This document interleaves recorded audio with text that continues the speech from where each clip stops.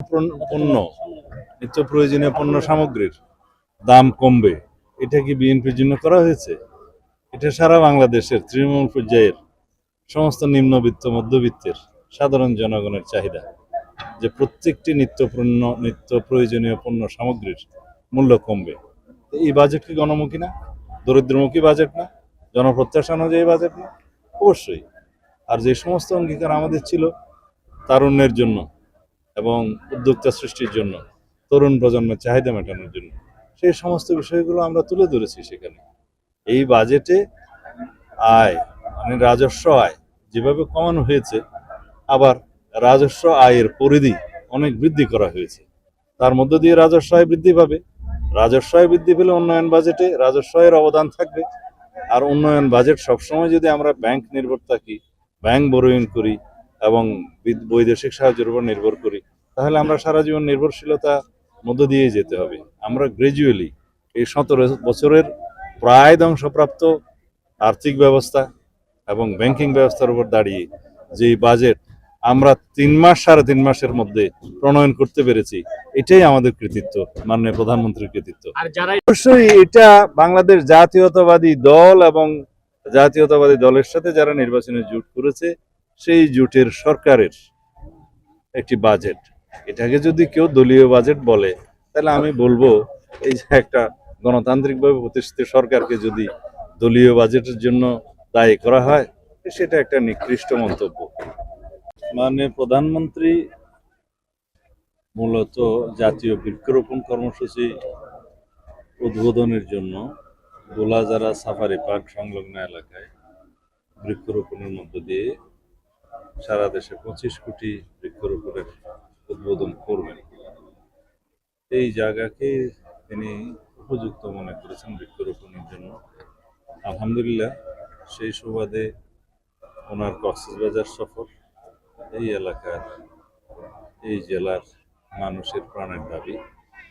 তিনি প্রধানমন্ত্রী হওয়ার পরেই প্রথম আসছেন, নির্বাচনের আগে আসতে পারেননি। আমাদের সবার মধ্যে একটা আনন্দ উচ্ছ্বাস রয়েছে। আমাদের এই এলাকার জনগণ মাননীয় প্রধানমন্ত্রীকে দেখবেন, তার কথা শুনবেন। আমাদের কোনো দাবি নাই, তিনি আমাদের সমস্ত দাবি পূরণ করেছেন। আর দুই একটি গুরুত্বপূর্ণ দাবি আছে যেগুলো জাতীয় দাবির মতোই, যেমন লবণের ন্যায্য মূল্য নির্ধারণ, আর মহাসড়ক কক্সবাজার চট্টগ্রাম মহাসড়ককে 6 লেনে উন্নীত করা। এটা আমাদের জাতীয় দাবি, সেটা স্থানীয় দাবি নয়। এই জাতীয় দাবিগুলো কক্সবাজারে একটি ব্লু ইকোনমি এবং মেরিন সায়েন্স ইউনিভার্সিটি প্রতিষ্ঠা, এটাও সারা দেশের জন্য। এই জাতীয় দাবিগুলো আমরা উত্থাপন করব, মাননীয় প্রধানমন্ত্রী বিবেচনা করবেন আশা করি। আমাদের এই এলাকার মানুষের জন্য, এই জেলার জন্য আমাদের নেতা শহীদ রাষ্ট্রপতি জিয়াউর রহমান যা করে গেছেন, দেশনেত্রী বেগম খালেদা জিয়া যা করে গেছেন, এবং আমাদের মাননীয় প্রধানমন্ত্রী তাদের সুযোগ্য উত্তরসূরি হিসেবে যা ইতোমধ্যে দিয়েছেন, তাতে আমাদের প্রায় সকল দাবি পূর্ণ হয়েছে।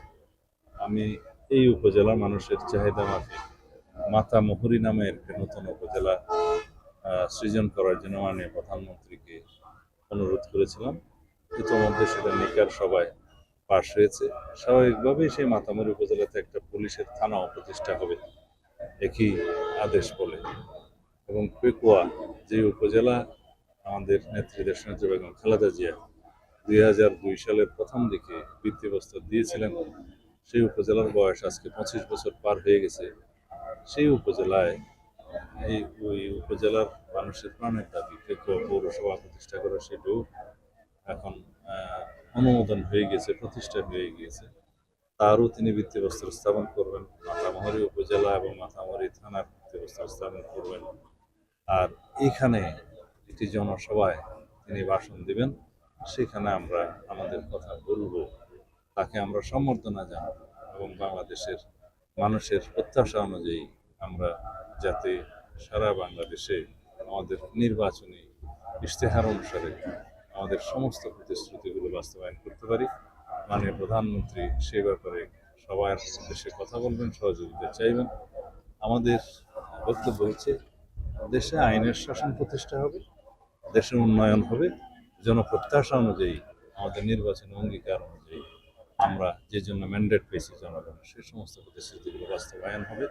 এভাবে আমরা ধীরে ধীরে বাংলাদেশকে একটি উন্নত রাষ্ট্রে পরিণত করবো ইনশাআল্লাহ। এদেশের মানুষের প্রত্যেক মানুষের দুই হাতকে কর্মের হাত হিসেবে রূপান্তর করা হবে। এটাই আমাদের ইচ্ছা, আমাদের জনগণের প্রত্যাশা এবং আমাদের অঙ্গীকার।